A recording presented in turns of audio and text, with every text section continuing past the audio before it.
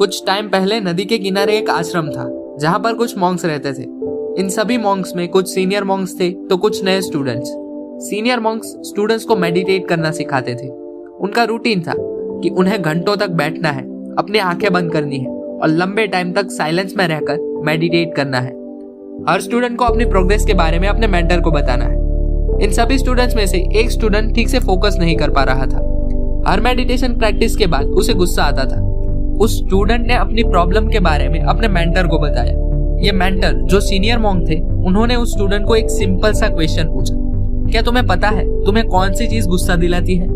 ये क्वेश्चन जरूर सिंपल था, पर इसके पीछे का मीनिंग बहुत ही डीप था, जो वो स्टूडेंट शुरू में समझ ही ना पाया। और उसने उस क्वेश्चन का आंसर देते हुए कहा, जैसे ही मैं आंखें बंद करके मेडिटेशन करने की कोशिश करता हूँ तो कोई आसपास चल रहा होता है जिससे मैं फोकस नहीं कर पाता। फिर भी मैं फोकस करने की कोशिश करता हूँ और तभी कभी बिल्ली की आवाज आती है, कभी पेड़ पत्तियां हिलने की, तो कभी पंछियों की आवाज। और ये आवाजें सुनकर मुझे और ज्यादा गुस्सा आता है और मैं इस जगह पर पीसफुल नहीं रह पाता। स्टूडेंट की बात सुनकर सीनियर मॉन्क कहते हैं, तुम जो कुछ भी फेस करते हो उससे तुम्हें गुस्सा आता है, लेकिन मेडिटेशन का मतलब अपने गुस्से और इमोशंस को कंट्रोल करना होता है। उनसे यह सलाह सुनने के बाद वो स्टूडेंट आश्रम से बाहर चला जाता है और कोई ऐसी जगह ढूंढने की कोशिश करता है जहाँ कोई आवाजें ना हो। चलते चलते वो नदी के किनारे तक पहुंचता है।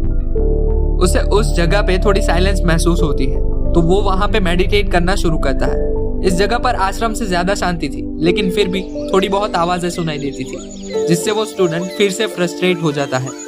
वो वहां से जाने के बारे में सोच रहा होता है, तभी उसे एक आइडिया आता है। वो सोचता है, क्यों ना मैं बोट लेकर नदी के बीच में चला जाऊं और वहां पे मेडिटेशन करूं। वहां पे तो कोई आवाज नहीं होगी। फिर 2 दिन वो मेडिटेशन के टाइम पर नदी के बीच चला जाता है और बिना कोई आवाज से परेशान हुए मेडिटेशन करता है।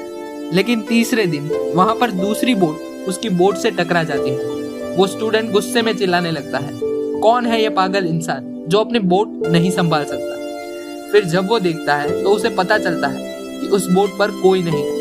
बोट हवा की वजह से किनारे से नदी के बीच में आ पहुंची थी। इसी समय उस स्टूडेंट को सीनियर मॉन्क का वो क्वेश्चन याद आता है, क्या तुम्हें पता है कि तुम्हें कौन सी चीज गुस्सा दिलाती है? और उसे मालूम पड़ जाता है कि वो मेडिटेट नहीं कर पा रहा, उसकी वजह बाहर की दुनिया नहीं बल्कि वो खुद है, उसका अपना गुस्सा है। दोस्तों, उस स्टूडेंट की तरह ही हमारी लाइफ में भी कई सारी प्रॉब्लम्स होती है और हमें लगता है कि इन प्रॉब्लम्स की वजह से ही हम दुखी हैं। लेकिन सच तो ये है कि हमारी थिंकिंग ही हमारे स्ट्रेस, डिप्रेशन, एंजाइटी जैसी कई प्रॉब्लम्स की वजह होती है।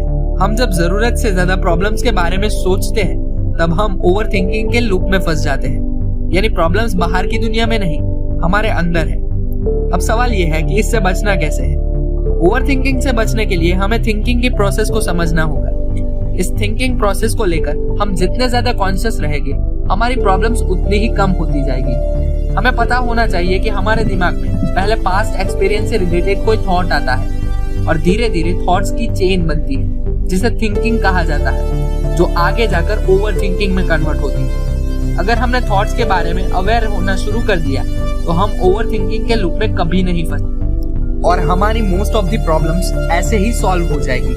तो दोस्तों, आज की वीडियो में इतना ही। वीडियो से आपको कोई भी मदद मिली हो तो वीडियो को लाइक और चैनल को सब्सक्राइब करना ना भूलें।